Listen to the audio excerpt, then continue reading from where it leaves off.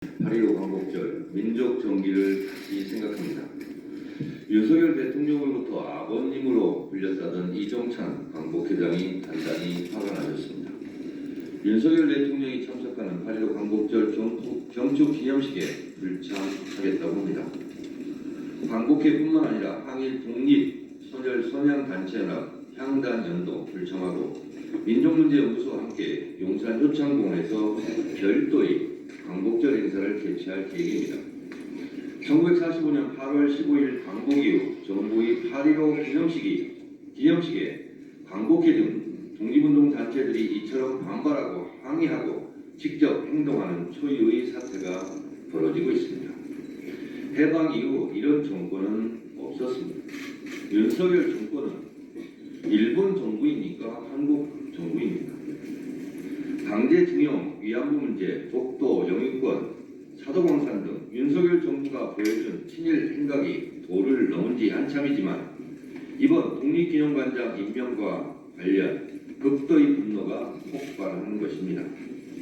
일본의 역사 왜곡에 발맞춰 윤석열 정권도 일본과 한통속이 되어 짝짝꿍하고 있는 겁니까?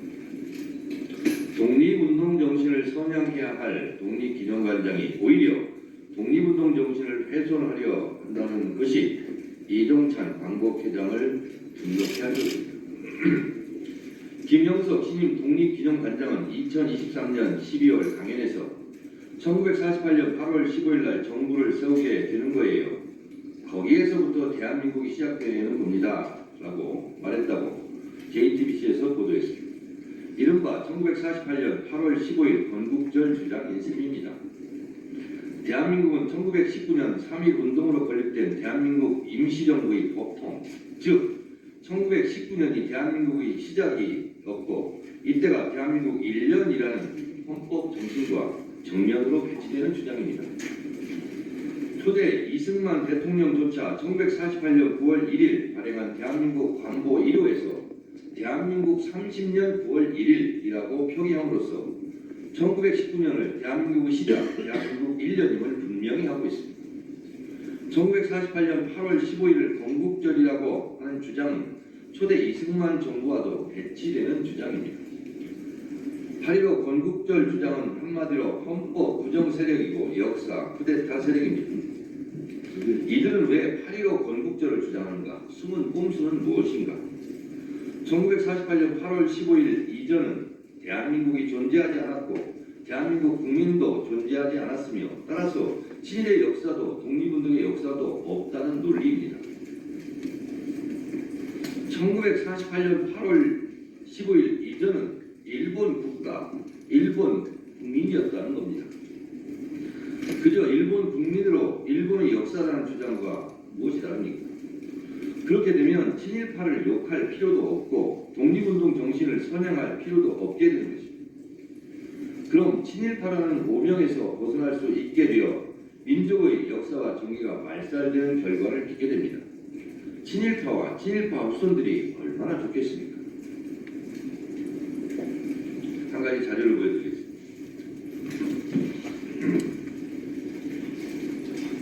이것이 저 옆에 우리를 보고 있는 백범 김구 선생이 지시에 작성했다는 친일파 263명 살생 후 명단입니다. 제 주장이 아닙니다. 중앙일보 소속 월간중앙이 2001년 8월 특종 대발굴로 보도한 기사입니다. 여기에 보면 조선일보, 동아일보, 창업주, 방응모, 김성수도 포함되어 있습니다. 저는 국회의원이 되기 한 해 전 2003년 제가 사실은 지금 국민의힘이라고 있는 당이 있죠. 제가 국민의힘 한때 공동대표였습니다. 2003년 생활정치 네트워크 국민의힘 시민단체 일원으로 독립기념관에 전시되고 있던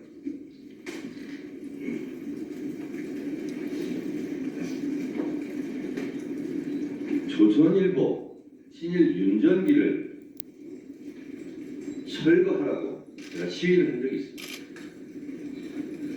그 후 친일 조선일보 윤전기는 독립기념관에서 철거되었습니다. 조선일보의 친일 생각 중에 대표적인 것이 바로 이겁니다. 1936년 1월 1일 천황폐하 그러면서 일본 왕의 생일을 경축하는 조선일보 기사입니다. 조선일보는 이런 친일 행각에 대해서 제 기억으로 사과한 적이 없습니다. 일본 왕의 생일날 눈뜨고 볼 수 없는 아부와 불종 이왕 찬양을 했던 조선일보 윤정기를 다시 독립기념관에서 전시하자는 주장을 또 할지도 모르겠습니다. 이것이 당시 제가 속해 있던 생활정치 네트워크 국민의힘 회원들이 퍼포먼스를 하고 있습니다. 조선일보 윤정기를 독립기념관에서 철거합니다.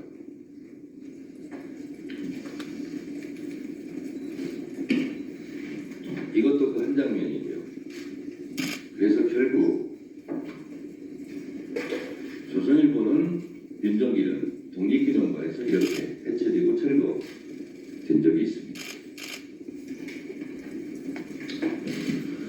역사를 잊은 민족에게 미래는 없다고 했습니다. 일본이 패망해서 항복하고 물러가면서 토착 왜고와 신종 간첩, 신종 밀정을 심어놓을 것 같다는 주장이 점점 설득력을 얻고 있습니다.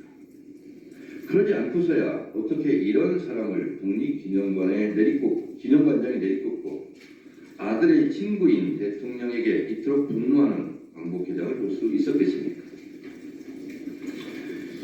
이종찬 광복회장도 밀정 얘기를 하고 있습니다. 아직도 일본 심부름이나 하고 있고 일본 중흥을 위해 암약하고 있는 일본 밀정이 있다면 이를 발본색원하는 8.15 광복절 기념식이 되었으면 좋겠습니다. 우리가 사는 오늘은 독립운동 소녀들이 그토록 열망하던 내일입니다. 진정한 광복, 민족 정기를 다시 생각하는 8.15 광복절이 되었으면 좋겠습니다. 우리가 올림픽이 있었던 프랑스를 똘레랑스 관용의 나라라고 합니다. 그 이유는 나치 부역자들에 대한 철저한 척결이 있었고 그리고 프랑스 국민들이 이제 됐다. 그만 용서하고 관용을 베풀자. 그래서 관용의 나라가 되었습니다. 프랑스는 2년 6개월 걸친 나치에 부역했던 민족 반역자에게는 공소시효가 필요 없다. 하면서 공소시효를 없앴습니다. 그리고 부역한 언론인부터 철저하게 척결함으로써 오늘의 프랑스를 만들었습니다. 우리는 반민특위가 자결되면서 단 한 명도 처벌하지 못한 부끄러운 역사를 가지고 있습니다. 신임 독립기념관장을 즉각 사퇴시키십시오. 그렇지 않으면 윤석열 정권 퇴진운동이 들불처럼 일어날 것입니다. 윤석열 정권 민족과 역사를 두려워하십시오. 고작 5년짜리 임기 대통령이 왜 이리 겁이 없습니까? 윤석열 정권 들어라 역사의 외침.